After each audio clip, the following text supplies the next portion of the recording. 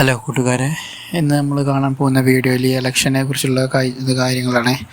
തമിഴ്നാട്ടിൽ ഇലക്ഷനാണ്. തമിഴ്നാട്ടിൽ അതുപോലെ കേരളത്തിൽ, കർണാടക, അങ്ങനെ പല 5 സ്റ്റേറ്റിലായിട്ട് ഇലക്ഷൻ നടക്കുന്ന സമയമാണ് ഏപ്രിൽ മാസം. മെയിനായിട്ട് പ്രതീക്ഷിക്കുന്നത്, എല്ലാവരും രാജ്യത്ത് തന്നെ മെയിനായിട്ട് പ്രതീക്ഷിക്കുന്നത് തമിഴ്നാടും കേരളവുമാണ്. തമിഴ്നാട് നമ്മുടെ കേരളത്തിൻ്റെ ബോർഡർ ആയതുകൊണ്ട് തന്നെ 2 ഇലക്ഷനും വളരെ നിർണായകമായിരിക്കും. കേരളത്തിൽ LDF ഭരണം വഹിച്ചുകൊണ്ടിരിക്കുകയാണ്. 2 പ്രാവശ്യമായിട്ട് അവർ തന്നെ ഭരണത്തിലുള്ളത്. അപ്പോൾ വീണ്ടും അവർ തന്നെ രംഗത്തേക്ക് വരാൻ വേണ്ടിയിട്ട് അവർ കഠിനമായ പ്രയത്നത്തിലാണ് ഇപ്പോൾ നടത്തിക്കൊണ്ടിരിക്കുന്നത്. അതേസമയം UDF അവർക്ക് എങ്ങനെയൊക്കെയും രാഷ്ട്രീയത്തേക്ക് വരണം, ഇങ്ങനെയൊക്കെ ജനങ്ങളുടെ മനസ്സിൽ കയറി വോട്ട് രേഖപ്പെടുത്തണം, വോട്ട് കിട്ടി വിജയിച്ച് ഭരണത്തിലേക്ക് വരണം എന്നുള്ള ആഗ്രഹത്തോടു കൂടിയാണ് UDFും പ്രവർത്തിച്ചുകൊണ്ടിരിക്കുന്നത്. അപ്പോൾ ഇവർ രണ്ടുപേരുമുള്ള മത്സരമാണ് അതീവ എല്ലാവരും ശ്രദ്ധയോടെ കാത്തിരിക്കുന്നത്. ആര് വന്നാലും വികസനം ഉണ്ടായാൽ മാത്രം മതി കേരളത്തിന്. LDF വരാണെന്നുണ്ടെങ്കിൽ അവരെന്തൊക്കെ പ്രവർത്തനങ്ങൾ ചെയ്യും, അവരെന്തൊക്കെ കാര്യങ്ങൾ ചെയ്താൽ ഹെൽപ്പ് ചെയ്യാം എന്നൊക്കെ പറഞ്ഞിട്ടാണ് അവർ രംഗത്തേക്ക് വരുന്നത്.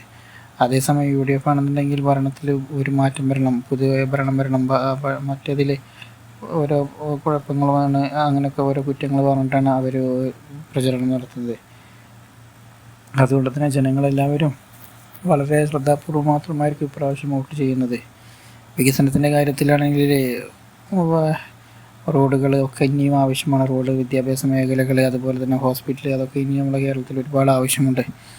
ഇപ്പോഴും ചില ഗ്രാമപ്രദേശങ്ങളിലുള്ള ജനങ്ങൾക്ക് എന്തെങ്കിലും ഒരു സാധാരണ നോർമൽ അസുഖങ്ങൾക്കാണെങ്കിൽ കുഴപ്പമില്ല, പനി അതുപോലെ തന്നെ എന്തെങ്കിലുമൊക്കെ ഉണ്ടെന്നുണ്ടെങ്കിൽ കുഴപ്പമില്ല, അവർ എടുത്തുള്ള ഹോസ്പിറ്റലുകളിൽ. അറ്റ് സെയിം ടൈം സീരിയസ് ആയി എന്തെങ്കിലുമൊക്കെ ഒരു രോഗം വരികയാണെന്നുണ്ടെങ്കിൽ അവർ അതുകൊണ്ട് കുറച്ച് ലോങ് പോകേണ്ട അവസ്ഥയാണ്. ചില സ്ഥലങ്ങളിലൊക്കെ അടുത്ത സ്റ്റേറ്റ് വരെ, വേറെ സ്റ്റേറ്റിലേക്ക് വരെ പോകേണ്ട അവസ്ഥയിലേക്കാണ് നമ്മുടെ നാടിൻ്റെ ഹോസ്പിറ്റലിൻ്റെ കാര്യങ്ങളിലൊക്കെ ഉള്ളത്.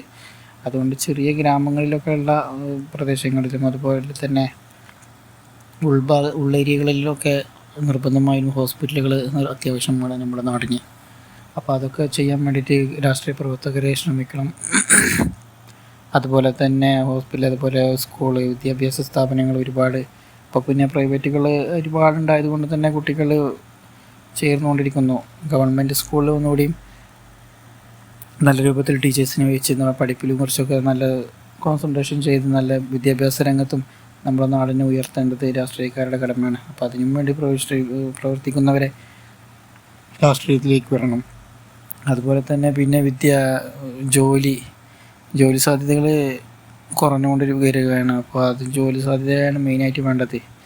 ആളുകൾക്ക് ജോലി കിട്ടാനുള്ള ഒരു ഗവൺമെൻറ് സ്ഥാപനങ്ങൾ കൊടുക്കണം, ഗവൺമെൻറ് ജോലിക്ക് ആളെ നിയമിക്കണം. അതുപോലെ തന്നെ ശമ്പളത്തിൻ്റെ കാര്യങ്ങളും ജോലിക്കോടൊപ്പം അതിന് അത്യാവശ്യം ഇപ്പോഴത്തെ ഈ കാലഘട്ടത്തിൽ ഉള്ള ശമ്പളം എത്ര കിട്ടിയാലും മതിയാത്ത അവസ്ഥയാണ്. സാധനങ്ങളുടെ വില, അതുപോലെ തന്നെ ഉപജീവന മാർഗത്തിനൊക്കെ വളരെ പ്രയാസം തന്നെയാണ് ഈ പ്രാവശ്യത്തെ ഈ കാലഘട്ടത്തിൽ ജീവിക്കേണ്ടത്.